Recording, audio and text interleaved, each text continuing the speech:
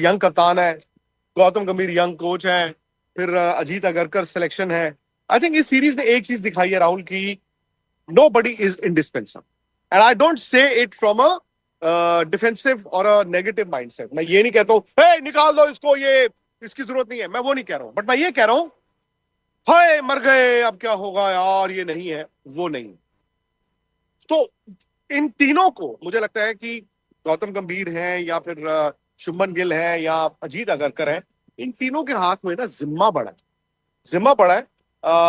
मतलब कि आगे अब वो कैसे जाते, because you have to handle a young team with care.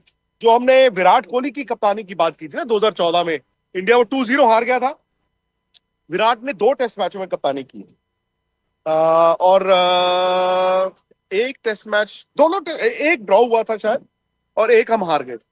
लेकिन उस सीरीज में क्या हुआ, आपने कहा यार ये तो भाई एक अलग ही तरह का बंदा आया यार, कप्तान आया है, एंड आपने उस हार में भी पॉजिटिव्स देखे। तो मुझे लगता है कि बीसीसीआई का भी काफी रोल रहा है राउंड में, जिस तरह से इस टीम को फ्रीडम मिली। बिकॉज देखो ये बड़ा फैसला था, विराट के लिए बड़ा फैसला था, रोहित शर्मा के लिए बड़ा फैसला था, बट आई एम श्योर बिना बीसीसीआई से बात किए उन्होंने ये फैसला नहीं लिया होगा। और बीसीसीआई की जब हम बात करते हैं, जय शाह उस वक्त has been a tall figure Indian cricket में, और मुझे लगता है कि उनसे बात किए बगैर ना तो रोहित शर्मा ने क्रिकेट छोड़ी होगी, टेस्ट क्रिकेट, ना ही विराट कोहली ने छोड़ी होगी।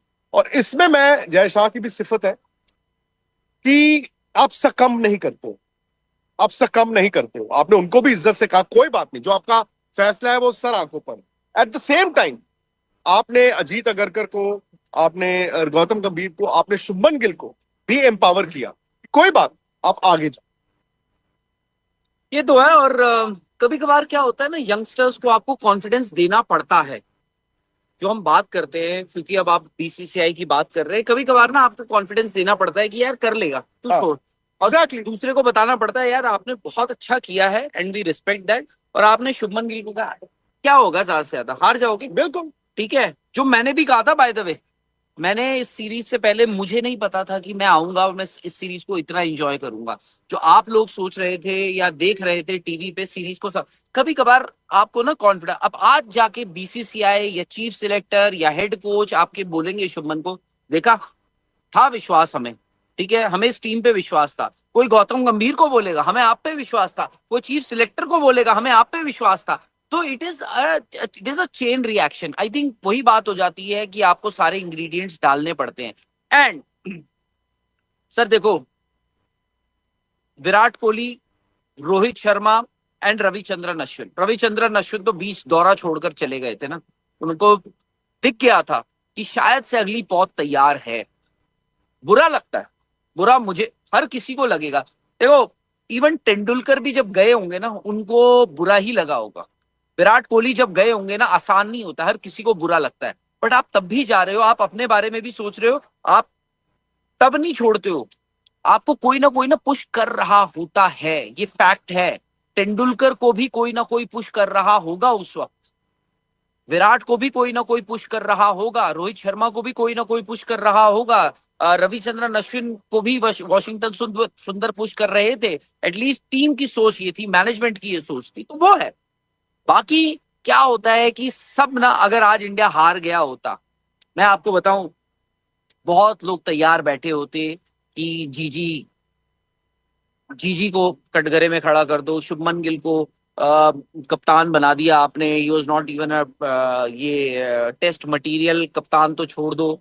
आज क्या है, शुभमन गिल ये सोच रहे होंगे ना, आज जब वो अगली सीरीज में आएंगे ना, क्या होता है, you have to earn that respect. Shubman Gill ने वो रिस्पेक्ट अर्न करी है, मोहम्मद सिराज ने आज वो रिस्पेक्ट अर्न करी है। मैं हैरान हूं कि 2021 में उनका डेब्यू हुआ था, उसके बाद उन्होंने एक इतना लंबा अपना करियर, उन्होंने तो यार बेजान विकेटों पे इंडिया के लिए बॉलिंग करी है, कमर तोड़। कभी मैंने ये नहीं सुना कि मोहम्मद सिराज को रेस्ट चाहिए, मैंने कभी नहीं सुना कि ही हैज बीन रेस्टेड। भाई चैंपियंस ट्रॉफी में आपने मोहम्मद सिराज को बाहर किया था, ही वाज नॉट रेस्टेड। छोटी सी बात, वो आता है लड़का। और मैं ये नहीं कहता हूं कि बिकॉज मोहम्मद सिराज ने किया है तो भाई जिसने नहीं किया वो गलत है। हर इंसान की डिफरेंट बॉडी है। मे बी मोहम्मद सिराज इस वक्त ये प्रूव करना चाहते हैं। इस सीरीज में वो पांचों टेस्ट मैच खेले, सिर्फ वो और क्रिस वोक्स खेले। वोक्स भी अनफॉर्चुनेटली बेचारे इस टेस्ट मैच पूरा नहीं पूरे कर ओवर नहीं डाल पाए।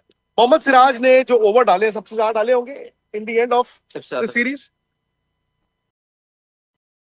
अस्सलाम वालेकुम जी। इंडिया वर्सेस इंग्लैंड सीरीज़ का इख्तिताम हो चुका है और इंडिया ने ये सीरीज़ ड्रॉ कर दी है और ये एशिया की तरफ से मतलब कि टीम इंडिया के लिए बड़े एजाज़ की बात है कि उन्होंने ये सीरीज़ इंग्लैंड के अंदर जाकर ड्रॉ की। सीरीज़ का जब पहला मैच स्टार्ट हुआ तो इंग्लैंड ने इंडिया को शिकस्त दी, जिसके बाद ये लग रहा था कि इंग्लैंड जो है यंग इंडिया की टीम थी, ना विराट कोहली खेल रहे थे ना रोहित शर्मा थे, तो इंग्लैंड जो है आसानी से ये टेस्ट सीरीज़ को जीत लेगा। लेकिन उसके बाद जब दूसरा टेस्ट मैच एगलिस्टन में आया तो वहाँ पर टीम इंडिया ने बहुत अच्छा फाइट बैक किया। वहाँ पर शुभमन गिल ने, केएल राहुल ने और ऋषभ पंत की सेंचुरीज़ की बदौलत इन्होंने दूसरा मैच जीता।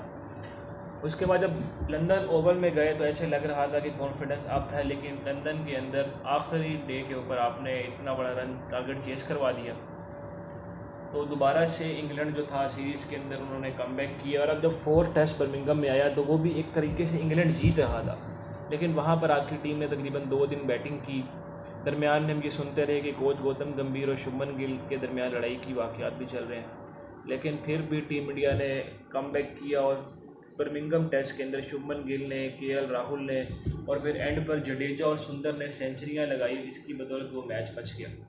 उसके बाद जब 5वें टेस्ट मैच की बारी आई तो अब जसप्रीत बुमराह भी नहीं थे, आकाशदीप जो अनफिट थे उनको भी खिलाया गया, प्रसिद्ध कृष्णा और सिराज ही 2 बॉलिंग ऑप्शन थे। लेकिन वहाँ से क्या होता है, क्रिस वोक्स जो है वो भी इंजर्ड हो जाते हैं और फिर जो है टीम इंडिया को एक एज मिलता है कि टीम इंडिया जो है पहली इनिंग में स्कोर लगाती है, लेकिन इंग्लैंड जो है उनको लीड देता है। लेकिन फिर इंडिया सेकंड इनिंग के अंदर बहुत ही कमाल जो है बैटिंग करती है और जहाँ पर टीम इंडिया ने एक अच्छा टारगेट सेट किया। तो दूसरी इनिंग के अंदर जो बैटिंग के लिए आते हैं तो बेन डकेट और फिर जैक क्रोली अच्छा इनिंग स्टार्ट करते हैं। फिर हैरी ब्रूक और जो रूट जब बैटिंग कर रहे थे तो एक वक्त पे लग रहा था कि इंडिया आसानी से हार जाएगा और इंग्लैंड जो सीरीज़ 3-1 से जीत जाएगा। लेकिन फिर जो 57 मिनट ऑफ हेल स्टार्ट हुआ वो चौथे रोज़ जो है शुभमन गिल ने मतलब देखी कैप्टनसी की और इंडिया के बॉलर्स ने बॉल डाला, वो नाकाबिले यकीन था और काबिल तारीफ़ था।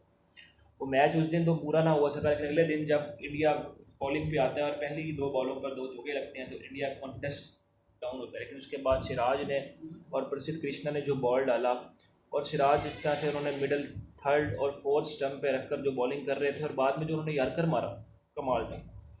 बाकी जो है टीम इंडिया ने अब सीरीज़ को बराबर कर दिया है और सिराज जो है मैन ऑफ द सीरीज़ बने, शुभमन गिल को भी मैन ऑफ द सीरीज़ का अवार्ड मिला।